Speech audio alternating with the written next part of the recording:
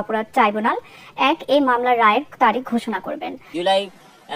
জুলাই মানবতা বিরোধী অপরাধের মামলায় সাবেক প্রধানমন্ত্রী শেখ হাসিনা সহ তিনজনের যে মামলা, সেই মামলার রায় ঘোষণা কবে হবে সেই তারিখটি ঘোষণা হবে আজ, এবং 12টায় এই রায় ঘোষণার কার্যক্রম, রায়ের তারিখ ঘোষণার কার্যক্রম শুরু হওয়ার কথা।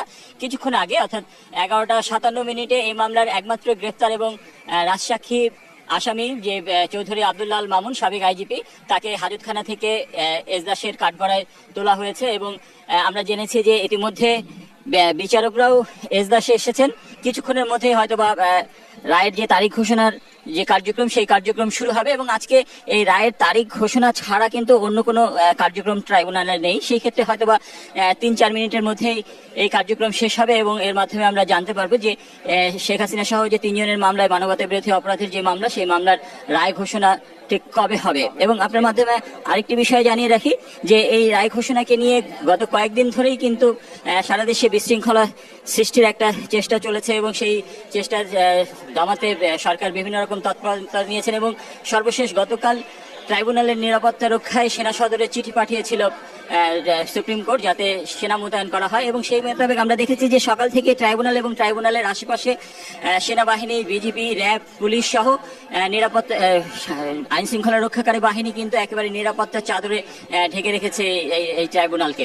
সব মশার বিরুদ্ধে সুরক্ষা দিতে এলো বসুন্ধরা এক্সট্রিম অ্যারোসল, মশার বিরুদ্ধে এক্সট্রিম সুরক্ষা।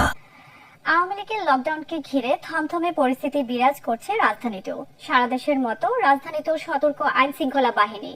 রাতে রাজধানীর কয়েকটি জায়গায় ককটেল বিস্ফোরণ ও বাসে আগুনের ঘটনাকে কেন্দ্র করে সড়কে ব্যক্তিগত যানবাহনের সংখ্যা কিছুটা কম দেখা গেছে। সকালে গাবতলী এলাকায় ঢাকার প্রবেশ মুখে দেখা গেছে কড়া নিরাপত্তা। সীমিত পরিসরে চলছে দূরপাল্লার বাস, তবে স্বাভাবিক রয়েছে রেল চলাচল। নাশকতা ঠেকাতে রাজধানীর বিভিন্ন পয়েন্টে নিরাপত্তা বাহিনীর তল্লাশি অভিযান অব্যাহত রয়েছে। সকাল থেকে আমরা যেটা দেখছি, রাজধানীর যে গুরুত্বপূর্ণ যে মোড়, একই সাথে যে রাজধানীর প্রবেশ মোড়, প্রতিটি স্থানে আমরা দেখছি প্রশাসনের পক্ষ থেকে কঠোর নিরাপত্তা ব্যবস্থা জোরদার করা হয়েছে। এখানে সেনাবাহিনী, বিজিবি, পুলিশ সদস্য সহ র্যাব এবং গোয়েন্দারা কাজ করছেন নিরাপত্তার জন্য। জনগণ যাতে নিরাপদে তাদের কর্মস্থলে পৌঁছতে পারেন এবং তাদের স্বাভাবিক যে কর্মকাণ্ড রয়েছে সেগুলো যাতে করতে পারে, সেজন্য আমরা দেখছি আইন শৃঙ্খলা বাহিনীর সদস্যরা সতর্ক অবস্থানে রয়েছে।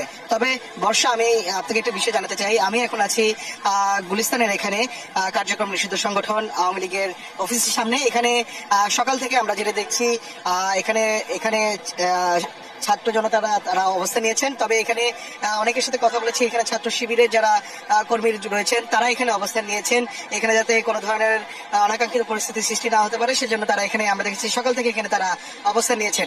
আর এখানে কিছুক্ষণ আগে একটি ঘটনা ঘটেছে, সেটি আমরা জানাতে চাই যে কিছুক্ষণ আগে ঠিক 10 মিনিট আগে এখানে আমরা দেখেছি যে একজন ব্যক্তিকে এখানে তারা ছাত্র শিবিরে যারা এখানে কর্মী যারা রয়েছেন তারা তাকে এখানে আটক করেছেন। তার বিরুদ্ধে যে অভিযোগটি যেটি পাওয়া গিয়েছে সেটি একটু বলতে চাই যে তারা এখানে যেটি জানতে পেরেছে যে যুবককে এখানে আটক করা হয়েছে এবং এখানে আটক করার পর এখানে পুলিশের কাছে তাকে সোপর্দ করা হয়েছে এবং জিজ্ঞাসাবাদ করা হচ্ছে। তবে প্রাথমিকভাবে তারা যেটি জানতে পেরেছেন যে তার বিরুদ্ধে যে অভিযোগ ছিল যে সে এখানে অবস্থান নিয়ে এই অফিসের সামনে এখানে ভিডিও করছিলেন এবং সেই ভিডিওগুলো বিভিন্ন মাধ্যমে, সামাজিক যোগাযোগ মাধ্যমে বিভিন্ন গ্রুপে তিনি দিচ্ছিলেন এবং তিনি এখানে মানুষজনকে জড়ো হওয়ার জন্য আহ্বান জানাচ্ছিলেন। এবং এখানে বলা চলে একটি গুজব ছড়িয়ে এখানে যে কার্যক্রম নিষিদ্ধ সংগঠন আওয়ামী লীগের নেতাকর্মীদের এই অফিসের সামনে জড়ো হওয়ার জন্য আহ্বান জানানো পায়তারা করছিলেন তিনি, এমনটা অভিযোগ তার বিরুদ্ধে রয়েছে। তবে সেই ক্ষেত্রে এখানে যারা উপস্থিত ছিলেন তারা বিষয়টি টের পাওয়ার পরই তাকে তাৎক্ষণিক আটক করার পরপরই তারা পুলিশের কাছে তাকে তুলে দেয় এবং এখন বর্তমানে এখানে তাকে জিজ্ঞাসাবাদ করার চেষ্টা চলছে, জিজ্ঞাসাবাদ করা চলছে। আর এখানে পুলিশের যারা লোকজন রয়েছেন তারা এখানে অবস্থান নিচ্ছেন। তবে এখন বলা চলে এখানে পরিস্থিতি বলা চলে এখন মোটামুটি স্বাভাবিকই রয়েছে। তবে এখানে যারা অবস্থান নিয়েছেন এই অফিসের সামনে তারা সতর্ক অবস্থানে রয়েছেন এবং একই সাথে আইন শৃঙ্খলা বাহিনীর যারা সদস্য রয়েছেন তারাও এখানে অবস্থান নিয়েছেন। আর এখানে যেহেতু পুরো এলাকা জুড়ে দেখতে পাচ্ছেন এখন বলা চলে একটু টানটান উত্তেজনা মুহূর্ত সৃষ্টি হয়েছে। তবে এখানে প্রশাসন এবং ছাত্র জনতা যারা রয়েছেন তারা পরিবেশ নিয়ন্ত্রণের চেষ্টা করছেন এবং প্রতিভা বিকাশে দেশের কোনো শিশু কিশোর যেন বাদ না পড়ে সে বিষয়ে বিশেষ গুরুত্ব দেওয়ার আহ্বান জানিয়েছেন প্রধান উপদেষ্টা ডক্টর মোহাম্মদ ইউনূস। রাজধানীতে বাংলাদেশ টেলিভিশনের অনুষ্ঠান নতুন করে বিজয়ের মধ্যে পুরস্কার বিতরণ অনুষ্ঠানে তিনি বলেন, শুধু সাংস্কৃতিক নয়, ব্যবসা বাণিজ্য ও বিজ্ঞান সহ অন্য যে কোনো বিষয়ে প্রতিযোগিতা দেশের প্রতিটি ঘরে ছড়িয়ে দিতে হবে।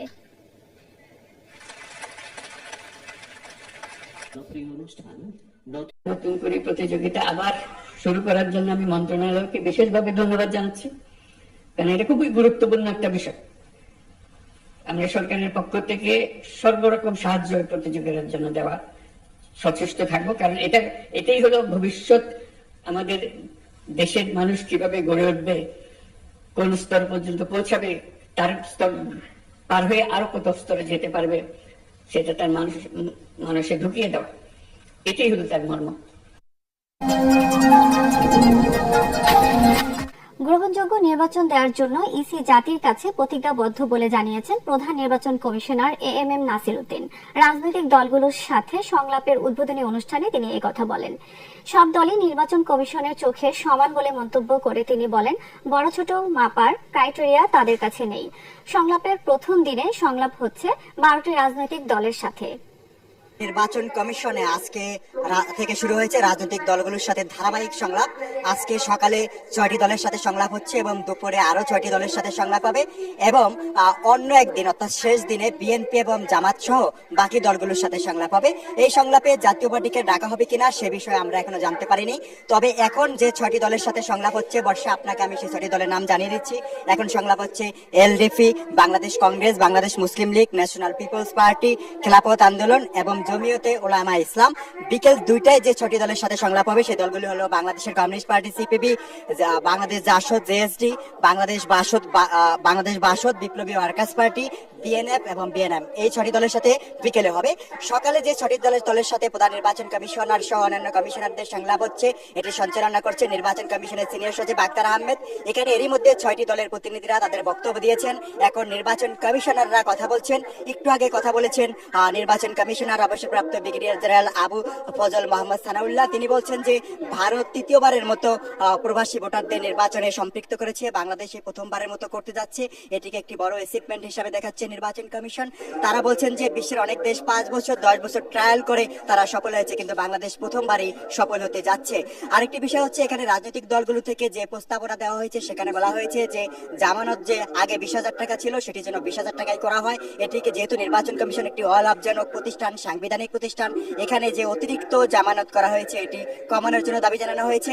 একই সাথে নির্বাচন কমিশন যে প্রচারণায় পোস্টার বাতিল করেছে এটিকে তারা অভিনন্দন জানিয়েছে। নির্বাচন কমিশন থেকে জানানো হয়েছে যে ছোট বড় সব দল তাদের কাছে সমান, তারা যে প্রস্তাবনা দিয়েছেন এগুলো গুরুত্বের সাথে বিবেচনা করা হবে। কিছুক্ষণ পরেই প্রধান নির্বাচন কমিশনার এম